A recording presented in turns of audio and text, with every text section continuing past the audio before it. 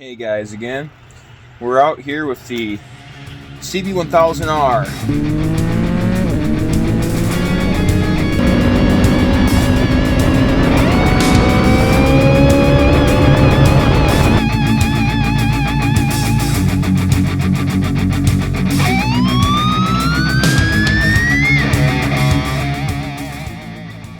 Alright guys, check it out. This is quite the area right here. Not much traffic right here either. So we will get some, man, I think I'm gonna have to get some pictures of this too. So this is the CB1000R here for you guys. I'm gonna get my phone out and get some actual pictures of this because this is quite the view tonight. Man. You know, I didn't really like the sound of this stock exhaust too much when I first got this bike, but having a quieter exhaust has kind of grown on me over time. You can hear the induction howl quite a bit on this Fireblade motor, and sometimes when you're on a ride around late at night, or when I want to, you don't want the whole world hearing you and being disturbing everybody in the world with your loud motorcycle noises, right? I mean, here, we'll take off here. You can hear that induction sound a little bit.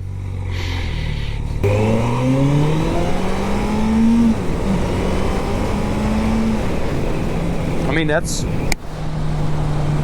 a really, that's a pretty great sound, in my opinion. What do you guys think? All right, hey guys, I'm going to, I think we're going to do a Dunlop Mutant redemption video here. So, as you guys probably know, I haven't released it yet as making this video, but I did a ride review. So as you guys probably know, the ride review is probably already out of this bike at the CB1000R. And towards the end of that video, I kind of let you know my frustration on these Dunlop Mutants at the time. And since then, these tires have broken in or something here, and I've been riding them when it's colder out. It's like 50 degrees today. And yeah, since then, these tires have kind of come into their own. I don't know what happened. They must have broke in properly here, got scrubbed in a bit, or in the cold here when it's colder out, they're pretty good. I've hadn't had any problems like with not confidence inspiring, I was saying before. And compared to the Q3 Pluses, let's be clear here, they are not as confidence inspiring as a Q3 Plus, I would say, at least not for me. But you know what? They feel good. Like, they feel good now. Here, I'll take this corner up here. This is kind of broken up pavement, right? And yeah, I felt stuck there. I didn't have a problem. Yeah, so I think these tires have went and almost totally redeemed themselves, right?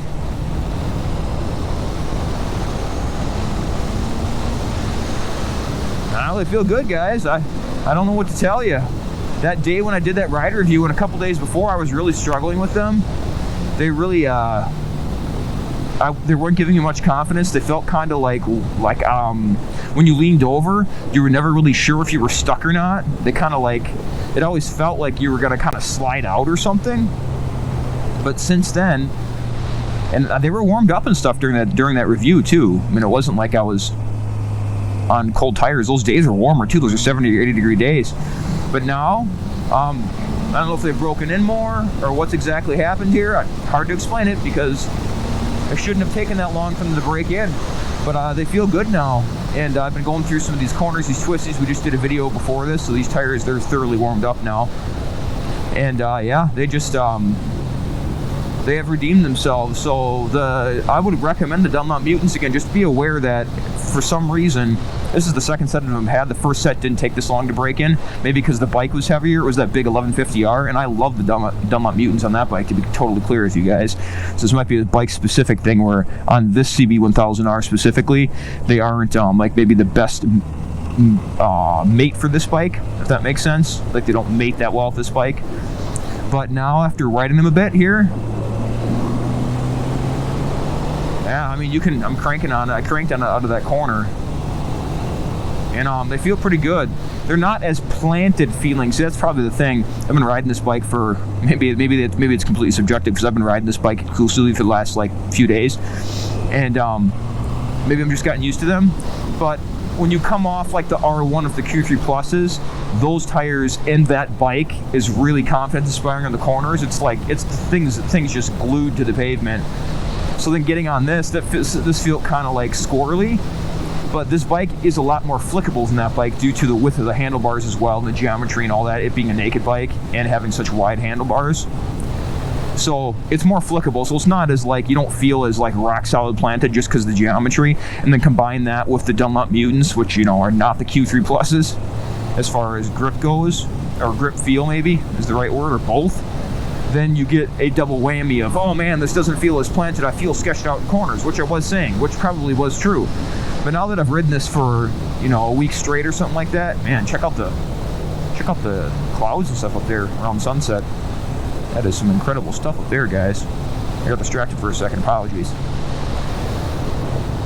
But yeah, and after now having used these on kind of broken up bad pavement and wet stuff, like it rained earlier today, and like pavement like this is kind of all junked up, they do pretty well. That's kind of what they're meant for too. They're meant for like imperfect pavement situations. All right.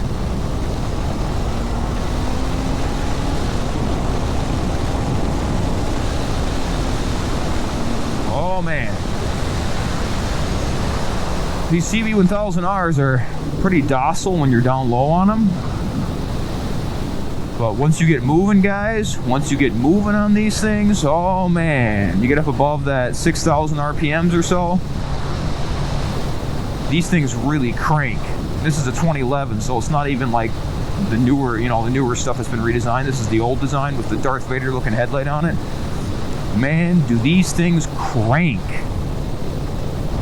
I'll tell you what, incredible stuff. Don't sleep on these, you guys. Don't sleep on these. If you're looking for something around that, like under, you can get these under $5,000. You're looking for something under $5,000, and you want a leader bike, but you don't want to be spending the crazy leader bike, sport bike prices that people are charging these days. Well, most people are. Sub $6,000. You can probably even find these, if you're lucky, you could find these like 4,500, something like that, or $5,000 maybe.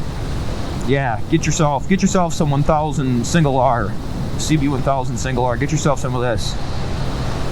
You are going to enjoy it. The bars are comfortable. The pegs are lower than true sport bikes, and this bike just fits me. Like the ergos on this is like, I keep coming back to this. I've had a bunch of other bikes this year, and had bikes, you know, last year that were left over to this year and stuff, and, you know, had this the whole time.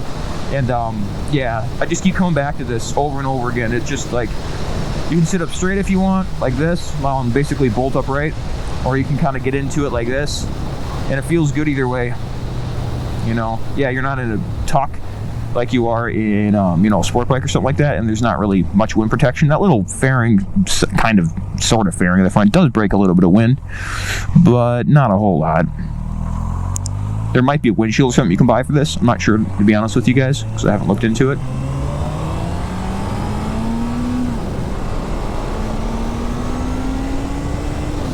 Oh yeah, this thing moves. This thing moves. And the sense of speed on these naked bikes, well, on this one in particular, is pretty good. Like, it feels really good. The sense of speed is, you can get going like 70 or something on this, and you feel like you're doing, you know, 100 on a sport bike. So if you want to retain your license, so to speak, and not get massive tickets, something like this without the big windshield, just the naked bike, the sense of speed's much higher just because of the combination of the ergos and no windshield and seating position, all that kind of stuff. You get more of a sense of speed on these, so you can like feel like you're going fast without actually going so incredibly fast. And then the added risk to, you know, tickets and just, well, danger in general at that speed. If you come off at that speed, you know, no matter how much gear you're wearing, if you come off at 100 miles an hour, it's probably going to be a bad day. Well, especially for the bike, it's going to be a bad day. But even if you have an airbag vest on and everything, and I mean, you might walk away from it if you don't run it, if you don't hit a pole or something or run into anything, right? You might walk away if you have an airbag vest on and everything goes your way and you're just sliding along the pavement. You'll probably be fine, but it's still going to be a bad day. So yeah, the added speed of if you were to crash it over 100 miles an hour would be a tough time. So with bikes like this, all that being said, we're a bit on a tangent here, but it's okay because we're talking about tires, which can be involved in crashes too, or be a a complicating factor in crashes. Yeah, if you stick around like that 80 miles an hour and under, you're gonna have well, if you crash going at a slower speed, you're obviously going to have less damage. So to you and the bike. Check for a lot of these corners are sometimes great, sometimes completely filth. So this one isn't too bad today.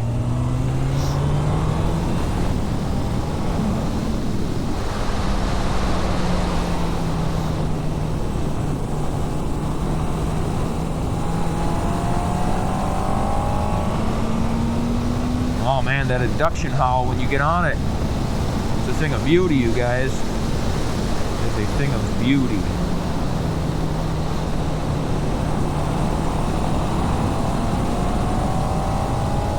Oh yeah. It sounds so good. When you get those really loud pipes on bikes, you can't, the pipe, like on the R1, the Toast, you can't hear like the motor, the induction howl anymore. It's basically totally masked by just the raw volume of the pipe, of the can on the end of the pipe and all that. So on a bike where you can actually hear like the subtleties of the motor, it's kind of cool. It's something different, you know. I enjoy it.